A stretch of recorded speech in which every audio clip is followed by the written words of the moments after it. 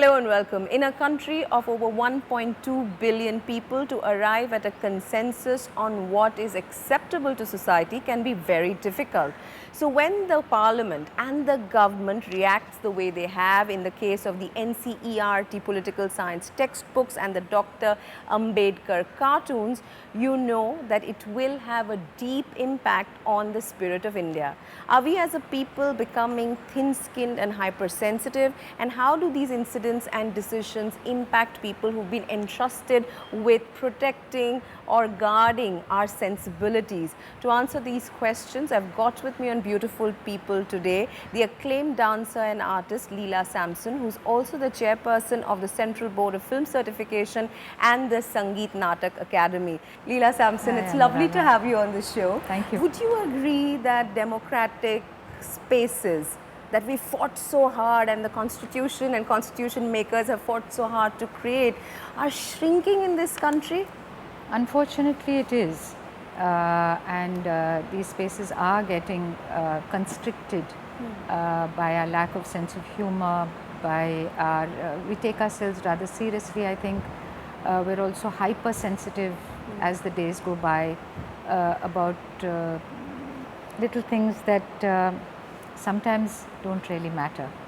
You know, the spirit of, for instance, a cartoon is what, and humor was very much the backbone of our arts at one time.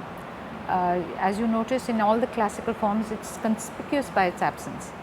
And in only some forms like Kathakali, did you have that element of social repartee and, you know, little bit of asides that the actor actually did to the public, talking about a local statesman of some kind. But now, daren't somebody even try that now for fear of, you know, a repercussion? Would you, as an artist and someone who works in this space, would you see this as a natural evolution of society, or are you worried with these instances? Because, you know, they happen sporadically, but they add up to a picture of our society, which I don't know whether we should be nervous about or feel that, okay, it doesn't matter, you know, it will sort itself out. You know, on one hand, you can say that things are cyclical, that a period of conservatism is followed by a period of liberty and liberalism. On the other hand, you know, a film like Arakshan, for instance, there's also somebody taking advantage of that situation. That's what's frightening, is when everybody is hand in glove in the situation, trying to get the maximum publicity or public awareness about a thing which is, you know, it's a nothing, it's a no issue. That, I think, for me is very frightening, where you don't know who's in compliance with this thing. It's not political parties alone, it's not parliamentarians alone. It starts from other sources, and it's amazing how politically motivated these things are in that sense. Then is it disturbing when the government gives in so easily, like it has in the NCERT textbook case?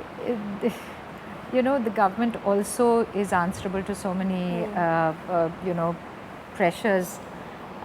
And on the one hand, you try, I mean, as chairman of CBFC, for instance, I try and understand what the pressures are on a government that has to, you know, always play into the hands of an opposition or to another party or a social group or a caste group or whatever.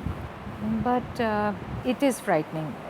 As an artist, I find it absolutely not acceptable that you cannot, if a time comes in this country when an artist is not able to express himself or herself, or an actor cannot say, you know, even a cuss word if they like, or cannot put a cigarette in their mouth because they're enacting whoever.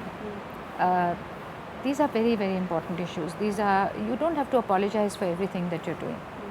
If it comes to that, you're actually killing the heart and soul of what creative processes mean.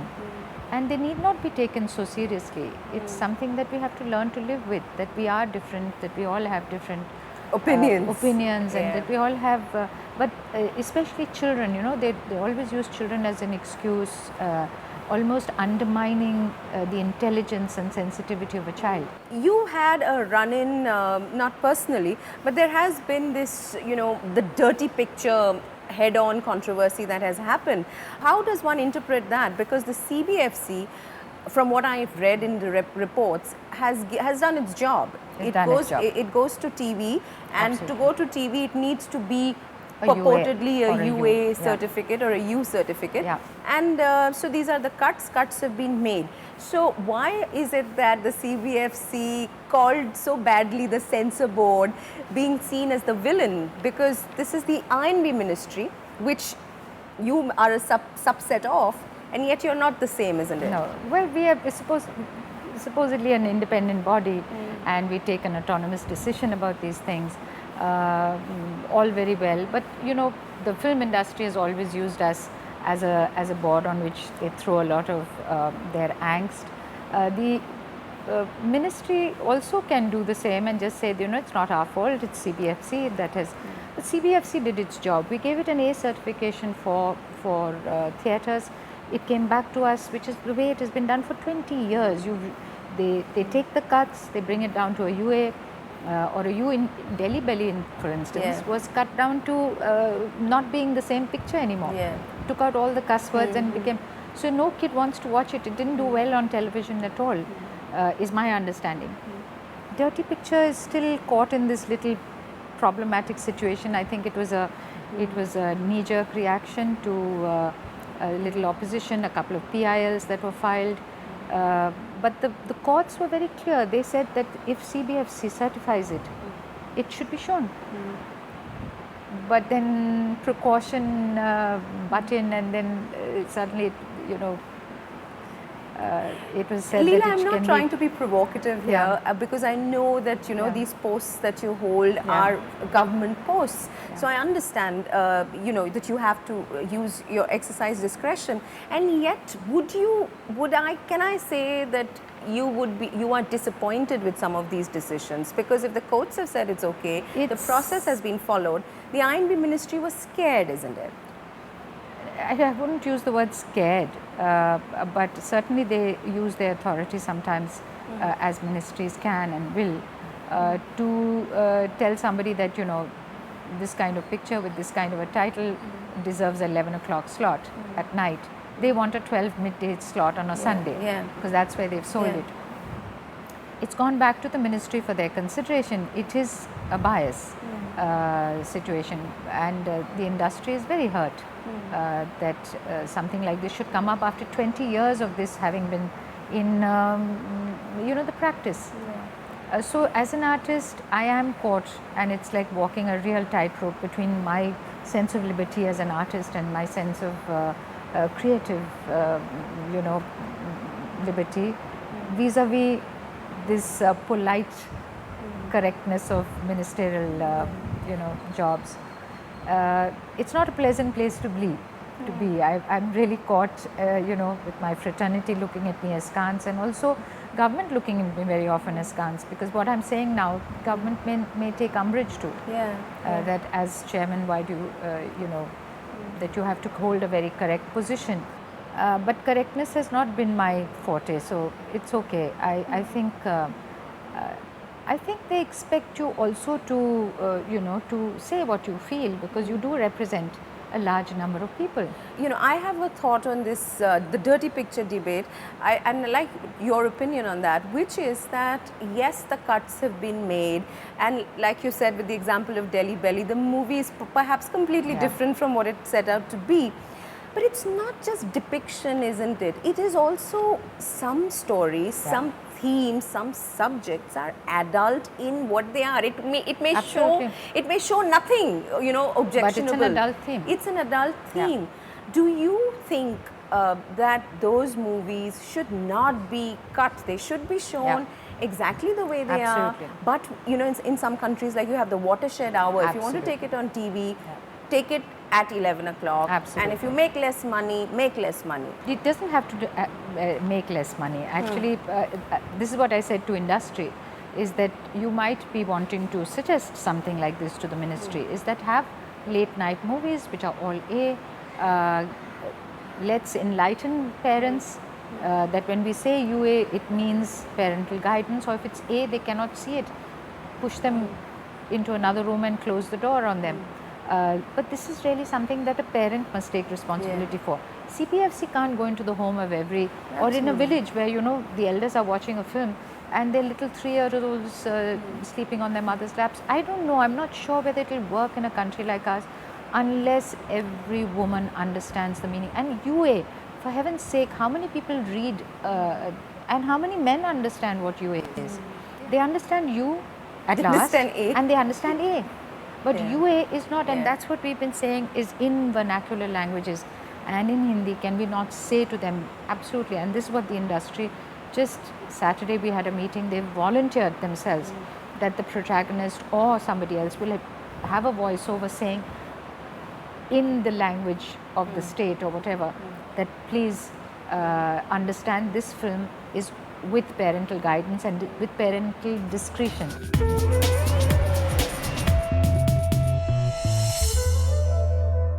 You've been making statements about how documentary films, you know, need different processes for certification.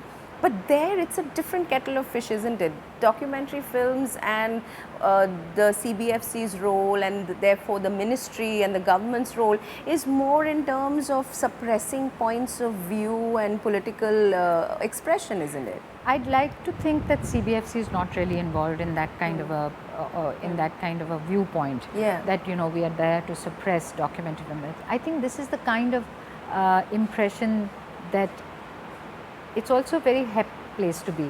When you think I'm an oppressed documentary filmmaker. All over the world, a documentary filmmaker feels that, you know, that's a cool place to be. You're on the other side of the border, and I don't think that's the situation now. Where I think we could have a positive energy coming out from government and positive energy coming out from CBSC is to say, what happened to the documentary? Where is the spaces to actually watch it? But Leela, the point you make about documentary films needing support and spaces so that they can be exhibited in the first place, and you have a culture of watching and, you know, appreciating documentary films. But on the other hand, we've had specific instances. You have an Anand Patwardhan who says openly that he spent 20 or 30 years of his life in court cases. I'm really so sorry for somebody like that. You know, genuine people who've had a point of view. I don't see why the children of this country cannot deal with the very important thing called Arakshan. Or the Dalit situation. You know, we had Ashwin Kumar recently about Inshallah football. You know, and you know about that. You know, you have to accept the other side of the flip side of this thing. Dirty Picture did get a national award. Ashwin's latest film did get a national award. So when it never got released. I mean, I haven't seen it. No, his film, there are other issues, and I don't want to embarrass him in this interview. But they're also sometimes callous. They're also, really badly behaved. You can't get an award on one side and say, you give me an award on one side, but you don't do X, Y, Z. There are processes. If they'd only follow those processes, they would be indisciplined. You'll have some big time producer come in and say, Saturday night they're ringing us up at 11 in the night, I need to get it out like tomorrow. Why should my people be working on a weekend just because you want it in 12 hours, sometimes 4 hours? You know, when everybody else has been waiting, and there is a system, we promise that we can deliver within two weeks. That's the least you can give us. We have hundreds of films to be watched, hundreds. And small little groups of, offices that are handling the entire film industry of the country. What would you like to see as different, given that these are the ground realities and no one is as pure as the driven snow, whether it's the government or the filmmakers, or CBFC, or CBFC. What are the changes you'd like to see which would help everybody? I'd like it to be, one is that we'd love to see a new act get passed. It's for such a commercially dynamic industry, absolutely spot on with digitization and all the big things. You have an act of 1952 that has to be updated, and we have the bill of 2010. Yes. Do you see that coming up in the monsoon session? I hope so. And this is what we're begging for. 100 years of Indian cinema. Please let's have the bill on the floor. Let's get a new act out. That is a little proactive, a little more updated. I've heard you say that you would like to see films classified as age appropriate rather than Absolutely. certified so broadly. Absolutely, right? we have to, all of us have to take the switch in hand and say, I'd like to see this film, I don't want to see it. Ultimately, certification or classification or censorship, if you like, I don't like that word because it doesn't gel with my spirit as an artist. Is nothing should be censored. I don't think that's a nice word, and luckily we are not called that anymore. But I think the switch ultimately has to be in the hands of any responsible individual. If you don't want to watch something, put it off. But to blame CBFC for it, or put all the onus of responsibility for a nation as large as ours, with so many different sensibilities, everybody worried about some issue, religion, caste, morality, obscenity, blood, and then the real issues of our national integrity, our national flag, our map, if you like. These are very important issues. Talking about flags, I must bring up the rock star Tibet flag. Okay. What was that about, Leela? I mean, we are a country which is so hospitable to the Tibetans, and the Tibetans are absolutely upfront in acknowledging what India has done to the for the government in exile and for the refugees. Why would a flag in a song in a Hindi film have to be censored? Where do you stand on that? It's unfortunate. What can I say? There are, I don't watch the films. No, I know that. And panel members are also extra cautious sometimes in some places. In places like Bombay, they're very liberal. The same norms don't apply between the Telugu industry and the Assam industry or the Manipur industry. Everybody is very different, and certainly the government is very sensitive about certain things. So sometimes you err on the side of, I'd like to get into your head, because this must be a very, because you look embarrassed and you look not so comfortable with certain decisions, and yet you are the the person representing this institution. Well, I hope that in being awkward about it, or being caught in this terrible situation of having to apologize both sides, that ultimately some amount of that leaks into both sides.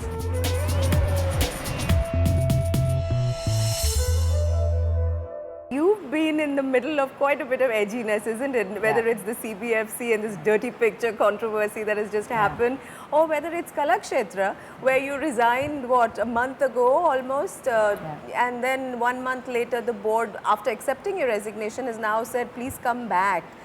What was the reason that Leela Samson decided to offer to resign? Because you've spent 7 years at Kalakshetra, and there has been a lot of acknowledgement of the work you've done there, and you're clearly passionate about both Kalakshetra and the way the arts and culture is managed in this country. So why did you quit? What was the reason?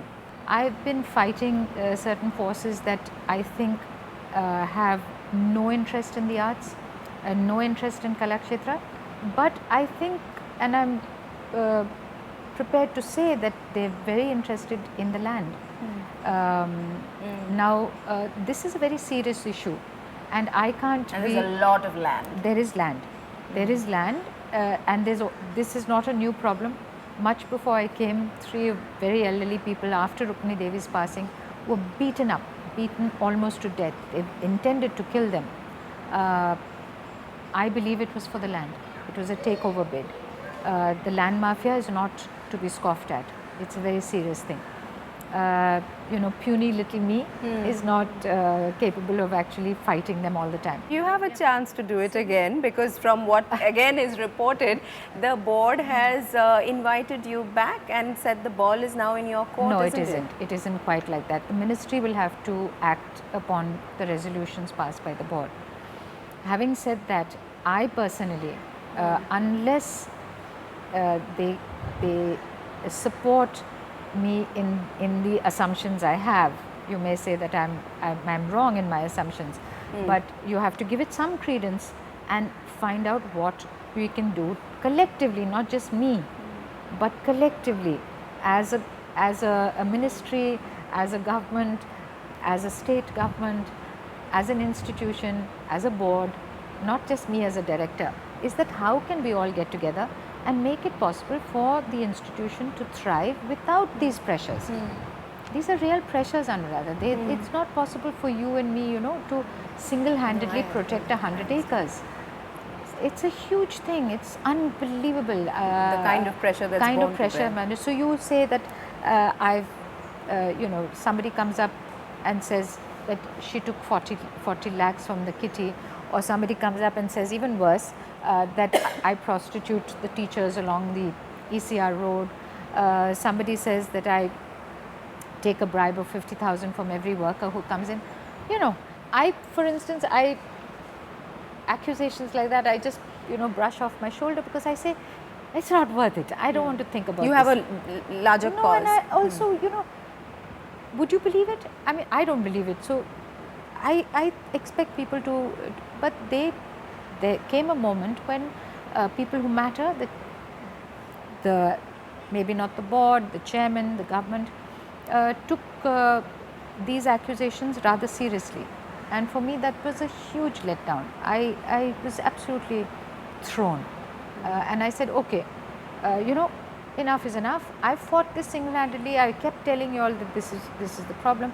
If you're not going to look at it or give me an opportunity to defend myself, and you bring on board all these accusations and say that, your age is, you're 1 year older than you should be, and you're, whatever, then I'm saying, deal with it, take back the baby. I'm quite happy to go back to my dancing, be free for a while, not have to worry about all these things, because it's too much. So you've spent the last 7-8 years of your life becoming what you call the art manager, isn't it?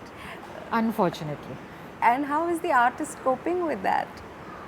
Because you've had to suppress very dead, that. I must admit, very dead. One of the more vulnerable things about this whole situation is that I was telling some of my artist friends, I said, I'm just trying to go back to doing that Tilana, or just getting back into that Padam. And I was telling this friend of mine, I said, please come and help me with the Padam, because I really, would like to express myself in a way that that's yours. That verse is, yes, that verse demands, and just getting back into characterization, just doing what is now I can see as the innocent and the really lovely things of life, is that feeling yourself, feeling yourself from within and allowing that to come out. Because everywhere else you're suppressed, you're doing the right thing, and then they want to take me into that position where I'm not only doing the right thing, but I'm following all procedures. I feel so caught. I can't function like that, and I think they have to understand. I think they've understood that, that I can be coerced and I can be, molded, but that far and no more. further. No more. Yeah. Because there is an artist in me, and I'd like that to because I'm absolutely untrue to that which I think I am. I can't be another person. I'd like to just be that cool actor, and go back to just doing what you love doing. Is stretching a limb once in a while. Leela Samson, it's been a wonderful conversation. Thank you. It's good to hear just the depth of understanding, concern that you bring, on issues which seem, sort of sundry in a way, and yet have such deep psychological very subtle impact on all of us. Subliminal, that's the word, isn't it? Yeah. So I wish you all the best. Thank you. And hope It's been forward lovely to more talking to you. conversations. Thank you. Thank you.